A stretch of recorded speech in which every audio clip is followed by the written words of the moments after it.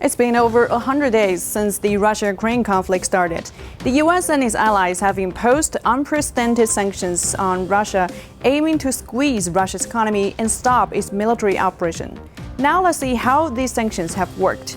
To start with, the sanctions didn't stop the crisis. But don't get our expectations that high. At least they have made Russia pay, right?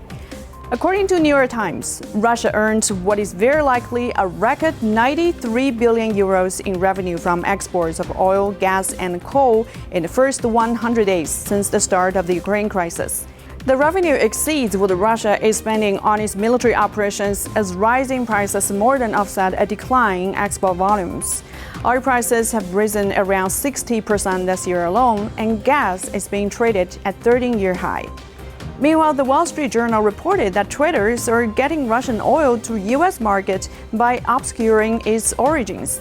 The oil is being concealed in blended refined products or being transferred between ships at sea, a page out of the playbook used to buy and sell sanctioned Iranian and Venezuelan oil.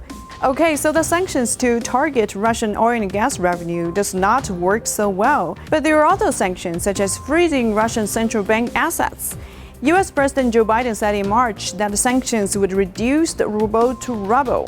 Have the sanctions worked that way? According to CBS, Russia's currency has mounted a stunning turnaround after initial sell-off. The ruble has jumped 40% against the U.S. dollar since January. In fact, it became the world's best-performing currency this year. So what exactly did the sanctions do?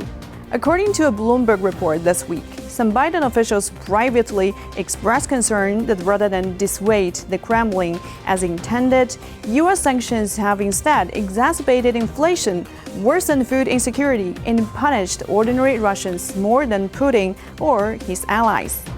Rising energy prices have pushed inflation to 8.6% in the U.S., 8.1% in Euro area, and 9% in UK, deepening a cost of living crisis for the ordinary consumers and threatening a recession. But it is not only the U.S. and its allies who are facing a boomerang of their own sanctions. The world economy is suffering too.